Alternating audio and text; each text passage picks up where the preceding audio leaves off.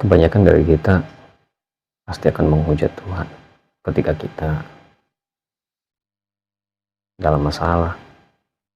Kita katakan Tuhan itu tidak baik, tidak sayang sama kita. Makanya kita diberikan masalah yang membuat kita harus menjustifikasi bahwa Tuhan itu tidak baik, tidak sayang kepada kita. Itulah hal yang saya alamin ketika di tengah-tengah kebahagiaan yang kami rasakan, kami mengalami satu pergumulan. Singkat cerita, pada tanggal 18 Februari yang lalu, kami dikaruniai Tuhan anak kedua melalui operasi melahirkan, di mana yang pertama juga operasi melahirkan, dan rasa bahagia ketika proses melahirkan itu selesai tiba-tiba harus diselimuti oleh rasa kesedihan ketika 2 hari berselang pasca operasi melahirkan, istri saya harus menjalani operasi yang kedua, ya, satu indikasi penyakit yang diharuskan istri saya menjalani operasi. Dalam hati berkata, waduh Tuhan, kenapa Tuhan sampai sejauh ini memberikan cobaan pada kami, dan kami tidak pernah membayangkan sedikit pun ini akan terjadi dan kami alami. Tapi kami tidak tahu apa rencana Tuhan di balik ini semua.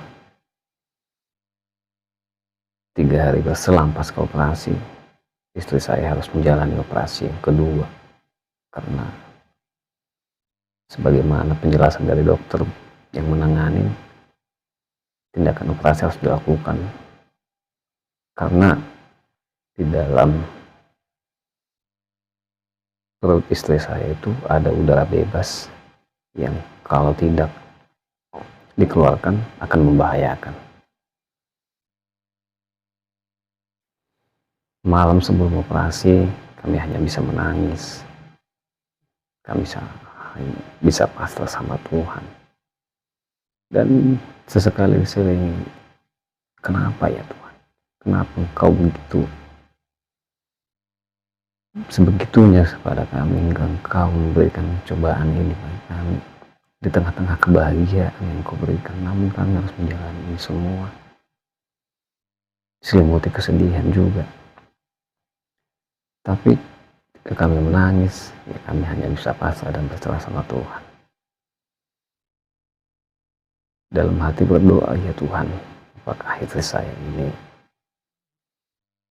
kondisinya akan mampu nanti menjalani operasi yang kedua, karena masih 3 hari selang operasi melahirkan harus menjalani operasi lagi.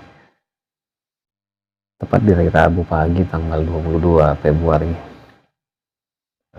dokter bedah menyarankan untuk operasi pagi hari itu juga jam 10. Dan hal yang pertama yang saya tanyakan adalah, gimana dok kondisi istri saya, apakah memungkinkan untuk dioperasi? Lalu si dokter menjawab bahwa kondisi istri saya memungkinkan untuk dioperasi. Ya sudah, mana yang terbaik saya serahkan sama dokter yang menangani. Selama menunggu operasi, saya hanya bisa menangis pada Tuhan.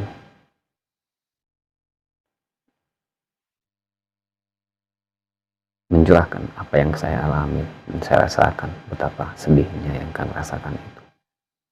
Berharap Tuhan memberikan kekuatan dan mengharapkan Tuhan itu memegang kendali. Tuhan melancarkan proses operasi istri saya. 4 jam saya menunggu proses operasi, dan akhirnya istri saya keluar dari ruang operasi menuju ruang inap.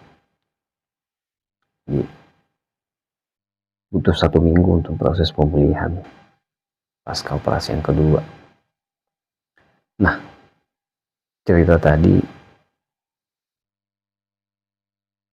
memberikan perenungan pada saya bahwa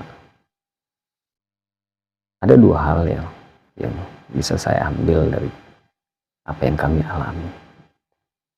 Yang pertama itu bahwa Tuhan itu ternyata memegang kendali penuh atas kehidupan kami. Ketika kami menangis berseru pada Tuhan, Dia menenangkan hati kami, Dia menenangkan pikiran kami, bahwa Dia berkata, tenang, aku ada, aku yang pegang kendali. Dan itu yang membuat kami tetap kuat, terlebih istri saya kuat menjalani operasi itu. Lalu yang kedua, hal yang saya renungkan, bahwa Tuhan itu baik. Saya merenungkan, cobalah seandainya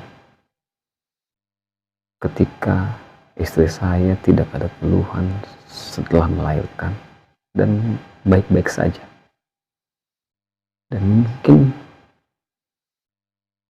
ke depan bisa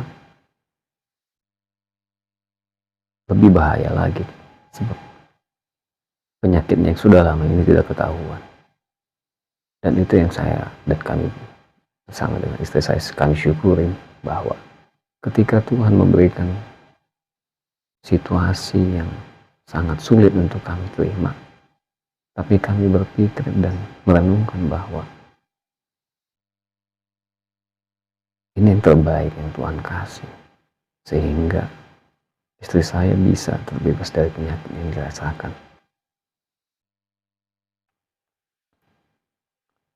Dan ternyata Tuhan mengungkap itu semua.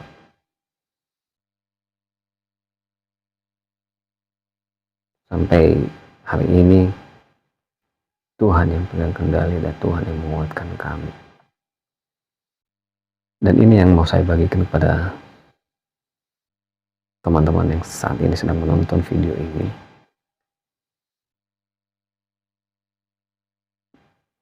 Mencoba untuk berbagi pemahaman dan perspektif yang baru tentang masalah maupun pergumulan yang mungkin saat ini kalian alamin, bahwa Tuhan itu pegang kendali atas kehidupan kita. Yang kedua, Tuhan tidak akan pernah membiarkan kita mencobai melebihi kekuatan kita. Dan ketika kita kuat, Tuhan akan memberikan kesulitan-kesulitan melalui masalah dan pergumulan. Nah, sebagaimana apa yang saya rasakan, apa yang saya alami, walaupun dengan air mata, tetapi Tuhan menguatkan sampai saat ini. Nah, ini yang mau saya bagikan kepada teman-teman, bagi kalian semua yang saat ini mungkin sedang mengalami pergumulan, tahap apapun itu, yakinlah bahwa Tuhan tetap pegang kendali, bahwa Tuhan ada memberikan kekuatan, bahwa dengan masalah yang kita hadapi dan pergumulan, itu adalah cara Tuhan untuk menguatkan kita. Nah, dengan pergumulan kita alami, kita sepatutnya mengakui bahwa Tuhan itu baik, dan dengan masalah Dia menguatkan kita.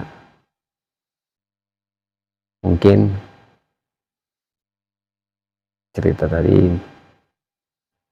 apa yang kami alamin, semoga bisa menginspirasi teman-teman sekalian yang sedang menonton video ini, dan sedikit banyak memberikan motivasi, semangat, bahwa masalah apapun yang kalian rasakan saat ini, kalian alami, yakinlah bahwa Tuhan akan menyertai kalian melewati itu semua dan memampukan menguatkan hingga semuanya terlewati. Ini ceritaku, semoga menginspirasi Sampai jumpa di cerita inspirasi berikutnya.